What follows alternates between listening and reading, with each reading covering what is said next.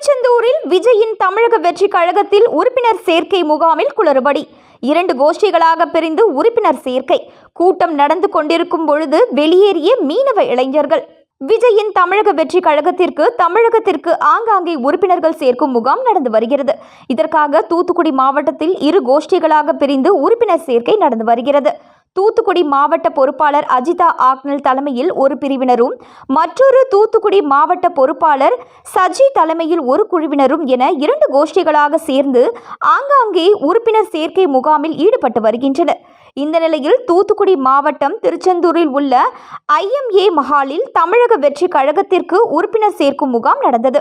இதில் திருச்செந்தூர் பகுதியை சேர்ந்த பல்வேறு கிராம மக்கள் இந்த உறுப்பினர் சேர்க்கை முகாமிற்கு வருகை தந்தனர். இதில் தூத்துக்குடி மாவட்ட தலைமை நிர்வாகி சாமுவேல் ராஜ் தலைமையில் உறுப்பினர் சேர்க்கை முகாம் நடந்தது. இதில் 100க்கும் மேற்பட்ட பொதுமக்கள் கலந்து கொண்டு தங்களை கட்சியில் இணைத்துக் கொண்டனர்.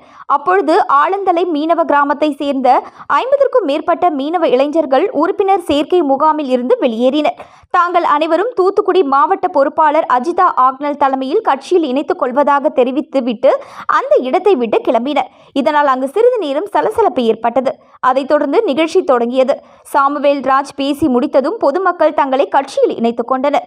அந்த சமயத்தில் அவர்கள் அனைவருக்கும் தமிழக வெற்றி கழகத்தின் துண்டு அணிவித்து வரவேற்பு அளிக்கப்பட்டது.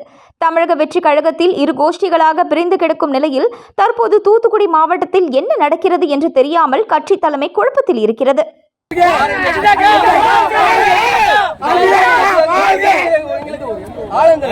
எங்களை கூப்பிட்டு நீ மேல இருந்து யார் வராங்க? இப்ப இங்க இருக்கிற ஆளுக்கு பொறுப்பேன்னு நியமிக்கல, அவங்க எல்லாருக்கும் பொறுப்பு கொடுக்குறேன்னு சொல்லி எங்க போய் சொல்லி இங்க வர வச்சுட்டாங்க. நாங்க ஏற்கனவே உறுப்பினர் இதுல எல்லாரும் சேர்ந்துட்டோம். எங்க தூத்துக்குடியில அஜிதாக்கா, ஏன்னா எங்களுக்கு அஜிதாக்கா தான் வேணும். ஏன்னா நாங்க மீனவர் இது, அவங்க வந்து எங்களுக்கு நல்லா செய்வாங்க, அது அப்படி நாங்க நினைச்சோம். ஆனா அஜிதாக்கா வரையில, மேலிடத்துல இருந்து யாரும் வரையில, இவங்களுக்கு இன்னும் பொறுப்பே கொடுக்காம பொறுப்பு எல்லாருக்கும் கொடுக்க புரிஞ்சுட்டு எங்களை பொய் சொல்லி வச்சுட்டாங்க. இப்போ நாங்கள் 50 பேர் வந்திருக்கோம். 50 எதுக்கு தான் வந்துட்டு திரும்பி போறேன்னே தெரியல.